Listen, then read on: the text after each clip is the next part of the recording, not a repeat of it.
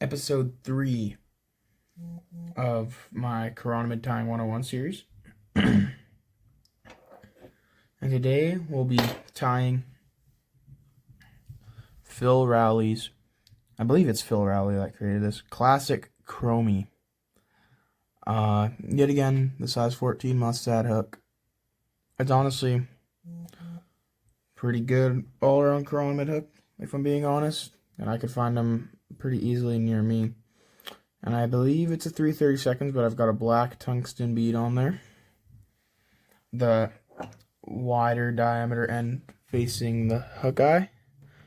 And I'm using Textreme power thread in white standard, and I believe I'm using an 8/0.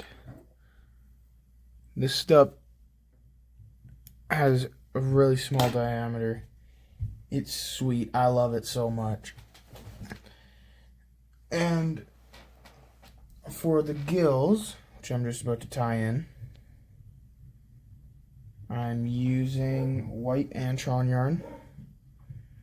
Just pretty classic.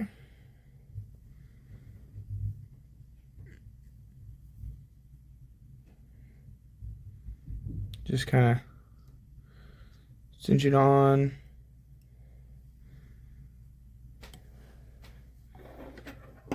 Cut this off.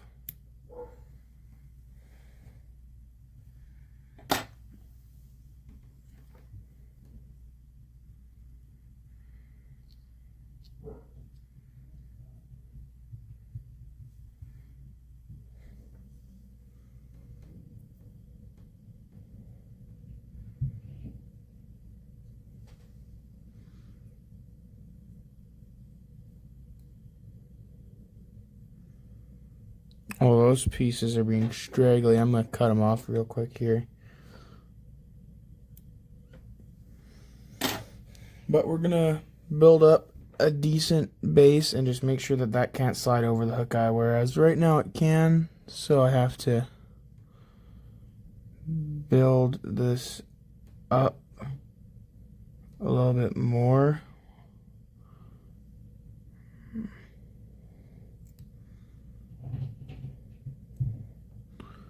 Being really careful about my thread tension.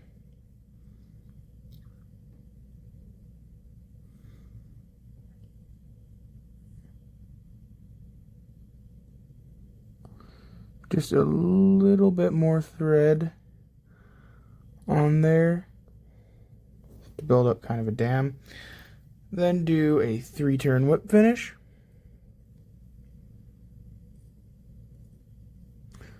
If I can get my 1, 2, 3.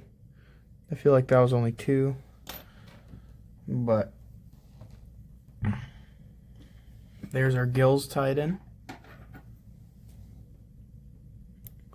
Tying in the gills, I mean, getting it perfectly can be hard, but tying in the gills is generally an easier part of a fly like this. Sorry, pardon me, I just need to take this hoodie off. Give me 1 second. I'm getting very warm in the hoodie that I'm wearing.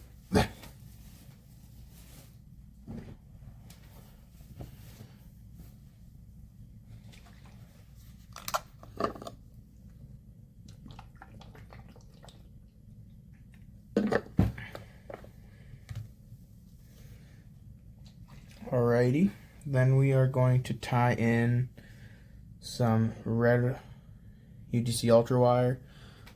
Oh, I have to tie my thread back on first, but red UTC Ultra wire for the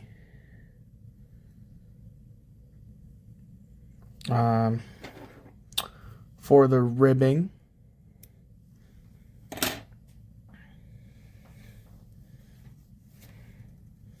And it's a medium again. So there it is right there.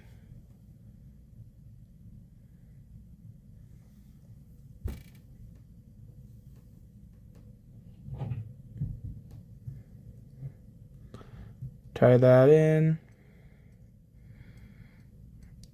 Wrap all the way down.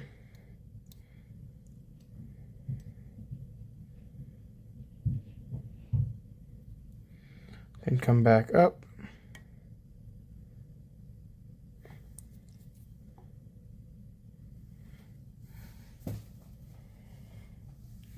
Then we will use some medium silver UTC hollow tinsel, and this will be for the body. It has been a long time since I've used this tinsel. Holy.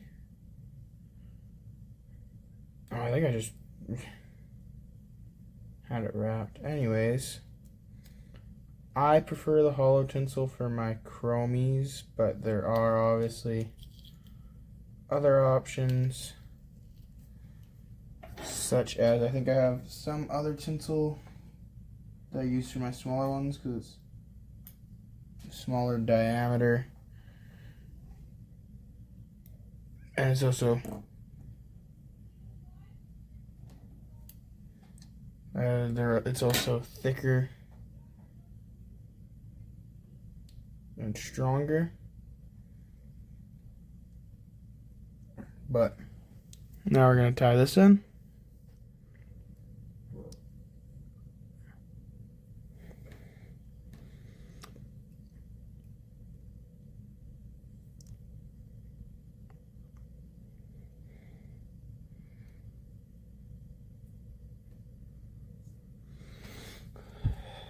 It's really hard to see what I'm doing here, but now we're going to wrap this. Oh, I just knocked you guys a little bit. Gonna wrap this up the shank.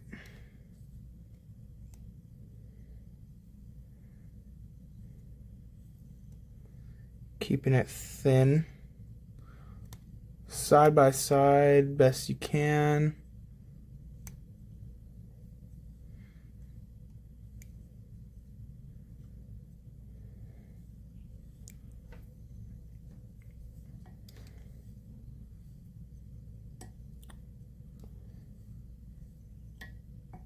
Oh, this hurts my back the way I'm sitting. We're going to tie this off.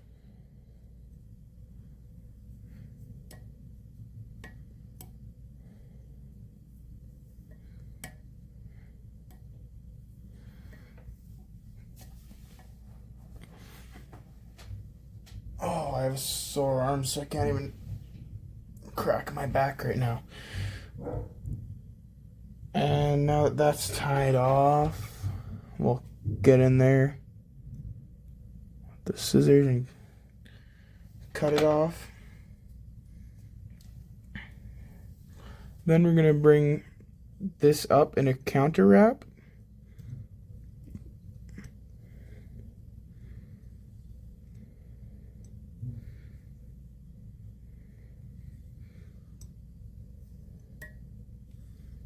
Which, as I said in episode 2, will be pretty routine to get these counter wraps. Oh, that ended up working out really nicely.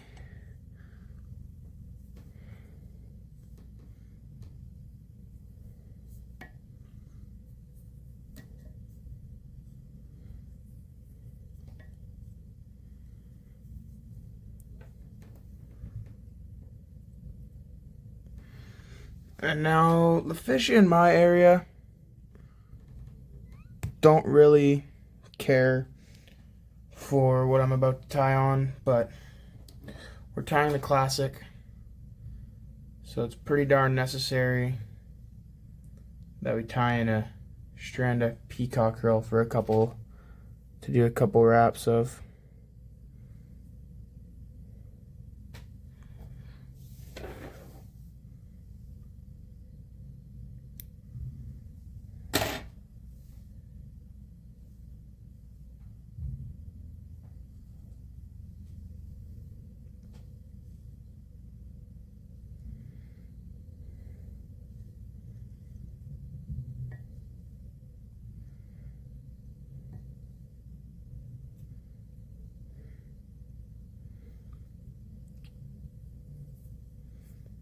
Ooh.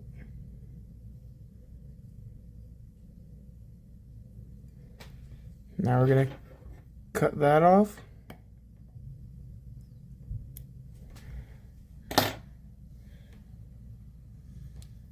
And because we're not doing any UV resin up on the thread wraps, it'll just be 1, 2, 3, 4, 5.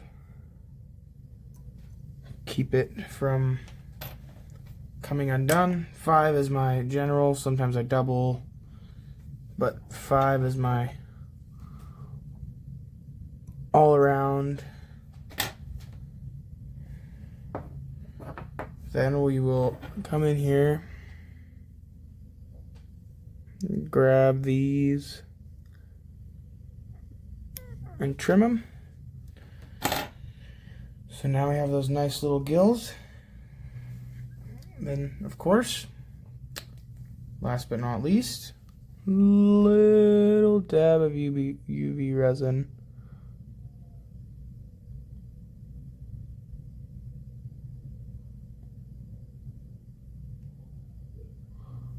Little dab. And you gotta get in there with the bodkin.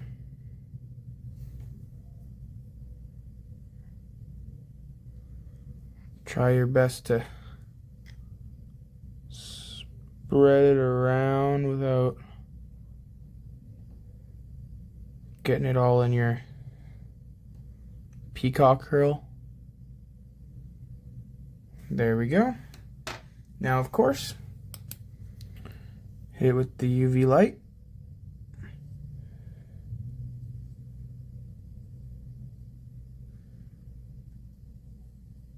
And give it a couple minutes.